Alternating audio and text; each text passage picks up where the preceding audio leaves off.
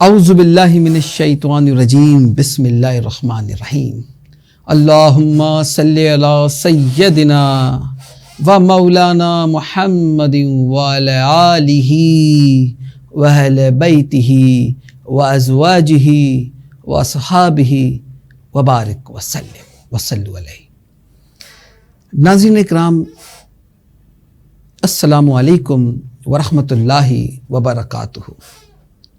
Memon news کے plate form سے خصوصی محرم الحرام کی ٹرانسمیشن انجینئر حمیر میمن کے ساتھ۔ ناظرین، 1446 ہجری میں ہم داخل ہو چکے ہیں اور محرم الحرام کے مہینے میں موجود ہیں۔ محرم الحرام جو کہ اسلامی کیلنڈر کا پہلا مہینہ جسے کہا جاتا ہے، اسی سے اسلامی مہینے کا آغاز ہوتا ہے۔ سادہ و غریب و رنگی ہیں داستان حرم، نہایت اس کی ہے حسین، ابتدا ہے اسماعیل۔ ناظرین، محرم کے مہینے میں بہت سارے ایونٹس ہوئے ہیں۔ دنیا کی تاریخ کے بہت سارے واقعات محرم الحرام میں رونما ہوئے ہیں، مگر ایک ایسا واقعہ اب ہو چکا ہے کہ رہتی دنیا تک محرم اسی واقعے سے ہمیشہ جانا جائے گا، ہمیشہ پہچانا جائے گا۔ محرم کے آنے کے ساتھ ہی ناظرین دل میں ایک عجیب سی اداسی چھا جاتی ہے۔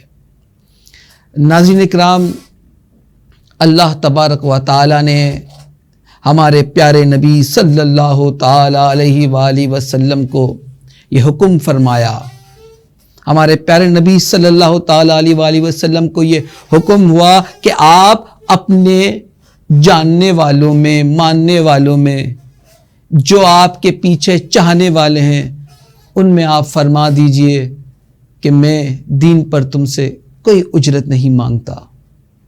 جو میں نے دین تم تک پہنچایا ہے، تمہیں میں جو اندھیروں سے لے کر نور کی طرف لے کر گیا ہوں، تم کچھ نہیں جانتے تھے، میں نے تمہیں سب کچھ سکھایا اور تمہیں اس رب عظیم سے ملا دیا۔ ان سب کے باوجود بھی میں تم پر ان سے کوئی اجرت نہیں مانگتا، ہاں مگر چاہتا ہوں کہ میرے قرابت داروں سے محبت کرو، اور قرابت داروں سے محبت بھی اس لیے کرو کہ تم ہی فلاح پا جاؤ۔ اہل بیت عظام کو محبت کرنا حضور اکرم صلی اللہ تعالی علیہ وآلہ وسلم کا حکم ہو گیا۔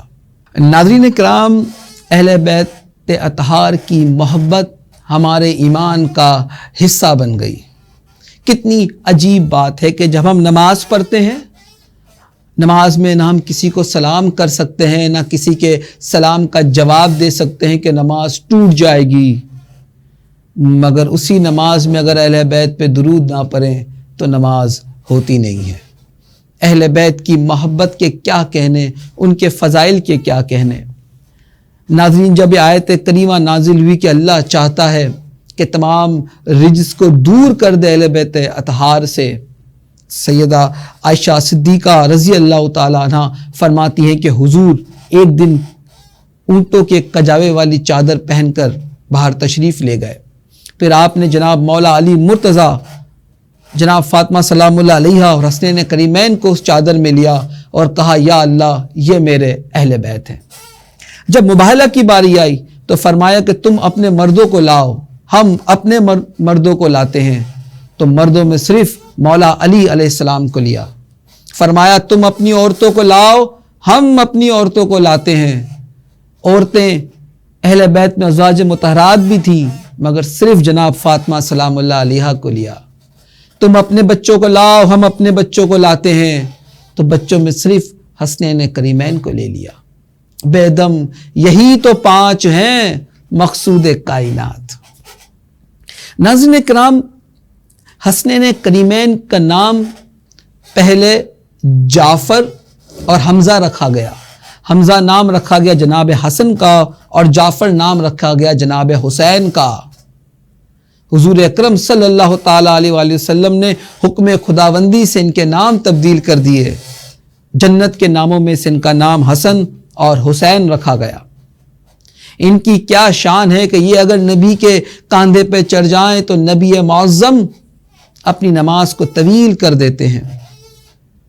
اہل بیت اطہار کی محبت ہمارے ایمان کا حصہ ہونی چاہیے۔ ناظرین کرام، ان کے فضائل اتنے بلند ہیں کہ مجھ جیسا گناہ گار عاصی قابل نہیں ہے کہ ان کا نام بھی لے سکے، بس ان کے حضور اپنا سر خم تسلیم کرتے ہیں۔ ہم ان کے تمام فضائل کو دل و جان سے قبول کرتے ہیں، ان کی محبت کو ہمارے ایمان کا حصہ سمجھتے ہیں۔ یہاں پر میں ایک بات بہت ہی دکھی دل کے ساتھ کہنا چاہتا ہوں۔ ناظرین کرام، ہمیں کیا ہو گیا ہے؟ ایک وقت ہوا کرتا تھا کہ اہل سنت کے یہاں پہ محرم الحرام جب شروع ہوتا تھا تو اہل سنت کے یہاں پر مجالس منعقد ہوا کرتی تھی، ٹی وی بند ہو جایا کرتا تھا اور ذکر حسین بڑے زور و شور سے جاری و ساری ہوا کرتا تھا۔ ہر گھر سے ذکر حسین کی صدائیں آیا کرتی تھی۔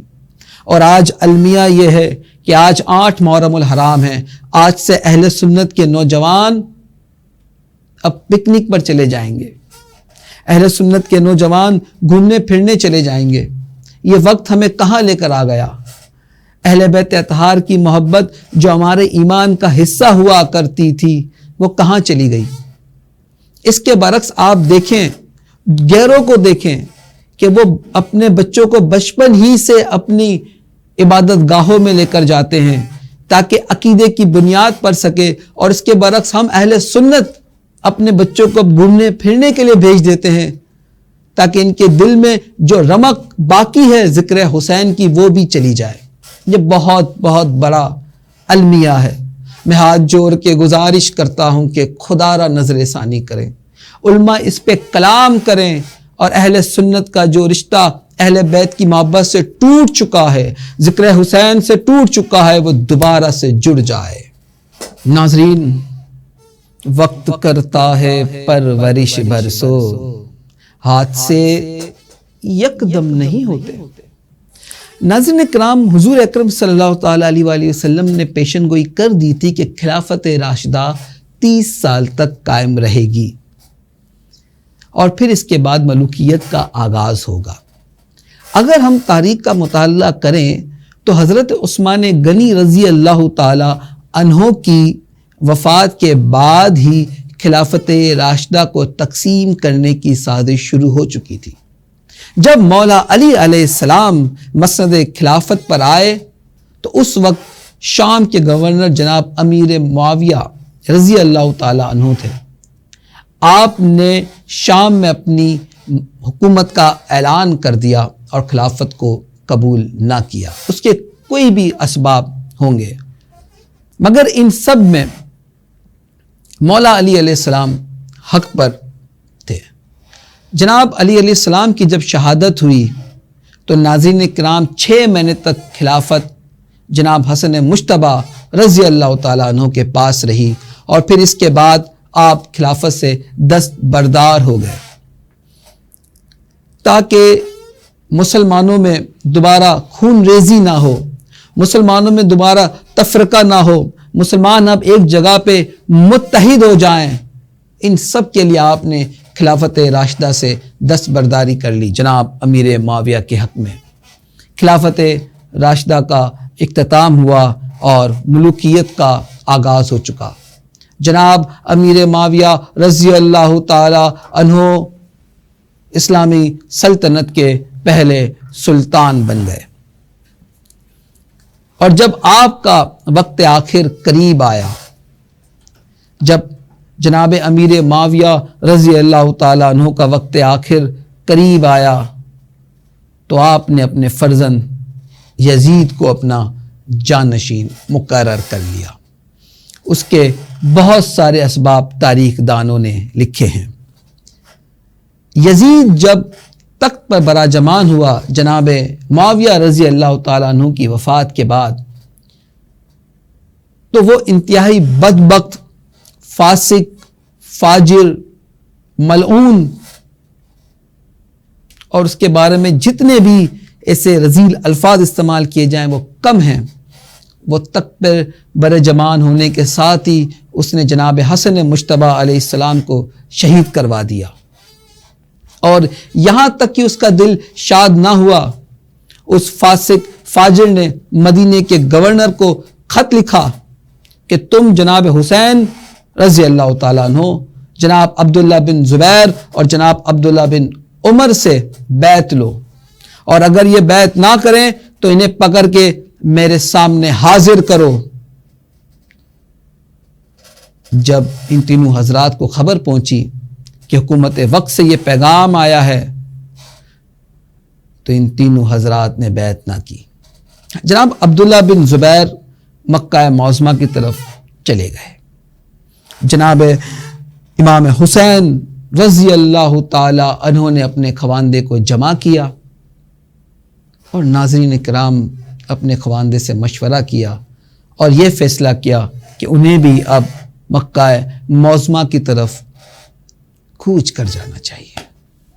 اللہ اللہ، کیا سما ہے، کیا وقت ہے، کیا ستم ظریفی ہے کہ وہ شہر مدینہ جہاں پہ آپ کے نانا جان آرام فرما ہے، وہ شہر مدینہ کے جس کی گلیوں میں آپ نے اپنا بچپن گزارا، اپنی جوانی کے ایام گزارے، وہ شہر مدینہ کہ جو اللہ تبارک و تعالیٰ کو سب سے زیادہ محبوب ہے کہ اس کا محبوب اس شہر میں آرام فرما ہے، اب آپ کو وہ شہر مدینہ چھوڑ کر جانا پڑے گا. آپ نہایتی غمگین نمدیدہ اپنے نانا جان کے مزار پر انوار پر حاضر ہوئے. آپ نے ان سے رخصت چاہی، اپنی والدہ محترمہ کے مزار پر حاضر ہو کے ان سے رخصت چاہی، اور آپ اب مدینے سے مکے کی طرف کوچ کرنے لگے. ایک وقت تھا کہ جب کافروں نے حضور کو ستایا، جب کافروں نے حضور کو رلایا تو آپ نے مکے سے مدینے کی طرف ہجرت کی، اور اب وہ وقت آ گیا ہے کہ حضور کے نام لیوا، بظاہر کلمہ گو، بظاہر مسلمان نظر آنے والے افراد آپ کی جان کے در پہ ہو گئے اور آپ کو یہاں تک ایذا پہنچایا کہ اب آپ مدینے سے مکے کی طرف جا رہے ہیں، اب آپ مکے کی طرف ہجرت کر رہے ہیں. اور جب آپ مکے کی طرف ہجرت کرنے لگے تو آپ نے قرآن مجید کی وہ آیت کریمہ تلاوت فرمائی جو جناب موسیٰ علیہ السلام نے مصر سے مدین کی طرف جاتے ہوئے تلاوت فرمائی تھی. اب مدینے میں حسین شاید کبھی نہ آ سکے، اب مدینہ حسین کے بغیر ہمیشہ ویرا ہی رہے گا. آپ جب مکہ معظمہ کی طرف ہجرت کی تو ناظرین یزید کا لشکر وہاں پہ لشکر کشی کر چکا تھا. جناب عبداللہ بن زبیر نے اس لشکر کو شکست دی، اس لشکر کا سپہ سالار مارا گیا، اور اس وقت یزید کے لشکر کو پہلی شکست ہوئی.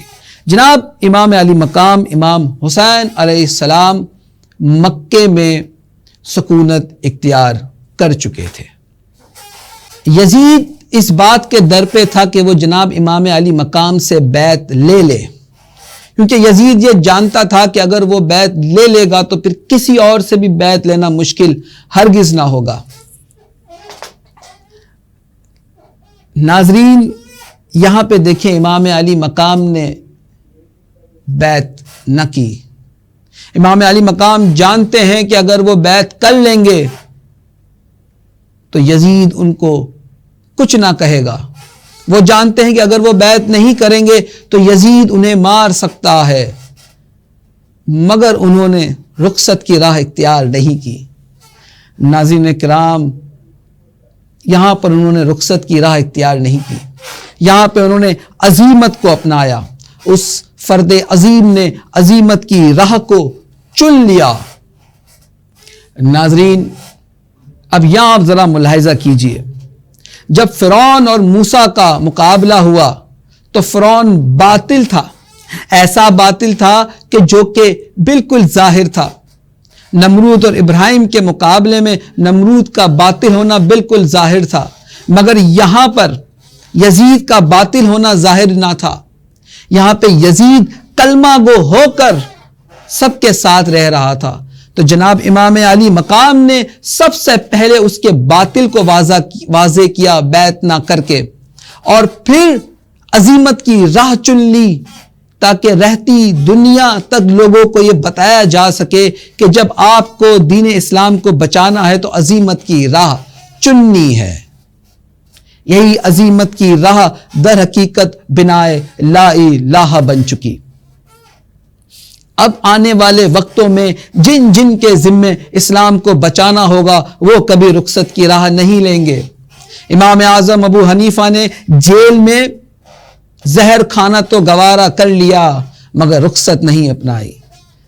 امام مالک کے منہ پہ کالک مل کر ان کو گدھے پہ بٹھا کر مدینہ کی گلیوں میں گھمایا گیا تو آپ نے کہا سن لو میں انس بن مالک ہوں اور حکومت کے وقت کا فتویٰ غلط ہے۔ امام احمد بن حنبل کی پیٹھ پہ کوڑے مارے گئے مگر آپ نے کہا کہ قرآن غیر مخلوق ہے۔ ان تمام صاحبان عزیمت کی راہ چنی کیونکہ ان سب کا پیشوا حسین ابن علی بھی عزیمت کی راہ چن چکا تھا۔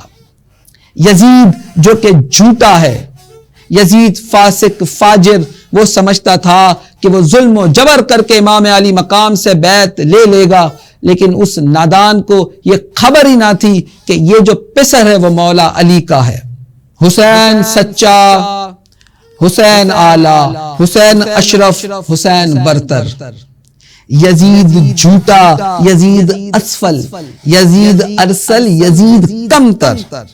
حسین مسلم، حسین مومن، حسین عالم، حسین عادل۔ یزید مرتد، یزید ملحد، یزید جاہل، یزید قاتل۔ حسین صادق، حسین ابید، حسین مصلح، حسین صابر۔ یزید قابض، یزید اسود، یزید مفسد، یزید جابر۔ یہی کرشمہ ہے سچ کا واصف، یہی کرامت ہے کربلا کی، شہید کر کے یزید فانی، شہید ہو کر حسین باقی۔ امام علی مقام نے اس کے ہاتھ پہ بیعت کرنا گوارا نہیں کیا۔ کوفے میں موجود کوفیوں کو جب پتا چلا کہ امام علی مقام نے یزید کی بیعت سے انکار کر دیا ہے اور مکہ سکونت اختیار کر لی ہے تو انہوں نے آپ کو بے تحاشا خطوط بھیجے کہ ہم نے آپ کے والد ماجد کا ساتھ دیا، ہم آپ کا بھی ساتھ دیں گے، آپ کوفہ آ جائیں۔ آپ نے اپنے کزن مسلم بن عقیل کو کوفہ بھیجا کوفیوں کے حالات معلوم کرنے کے لیے۔ آپ کے کزن مسلم بن عقیل جب کوفہ گئے تو 2 دن کے اندر 12,000 کوفیوں نے آپ کے ہاتھ پہ بیعت کی، اور مسلم بن عقیل نے جناب حسین علیہ السلام کو خط لکھا کہ یہاں پہ کوفی آپ کا ساتھ دینے کے لیے تیار ہیں، آپ کوفہ آ جائیے۔ یزید کو جب پتا چلا تو اس نے مسلم بن عقیل کو شہید کرنے کی ٹھان لی۔ اس نے مدینے کا گورنر تبدیل کیا اور عمر بن زیاد شکی کو مدینے کا گورنر لگا دیا۔ عمر بن زیاد کے لشکر نے جناب مسلم بن عقیل کو نہایتی بے دردی سے شہید کر دیا، اور وہاں کے کوفیوں نے آپ کا ساتھ دینے سے انکار کر دیا، اور یہاں امام علی مقام اپنے خواندے کو لے کر کوفہ کی طرف جا رہے ہیں۔ کسی شاعر نے کیا خوب کہا ہے، جب کوفیوں نے کوفے پہ مسلم سے دغا کی، جو عہد کیا اس پر ایک نہ وفا کی شرم خدا سے نہ محمد سے حیا کی، مظلوم پہ بے کس پہ مسافر پہ جفا کی، پانی نہ دیا مرگ دم تشنائے دہن کو، کس ظلم سے ٹکڑے کیا آوارہ وطن کو۔ جب گش میں گرا خاک پہ وہ بے کس و ناچار، آدھا نے کیا مسلم میں بے کس کو گرفتار، اس زخم کے بازو میں رسن باندھ کے یک بار کوٹھے پہ جدا کرنے کو سر لے گئے کفار سو ٹکڑے محمد کا ہوا دل بھی جگر بھی مارا گیا مسلم قتل ہوئے پسر بھی انا للہ و انا الیہ راجعون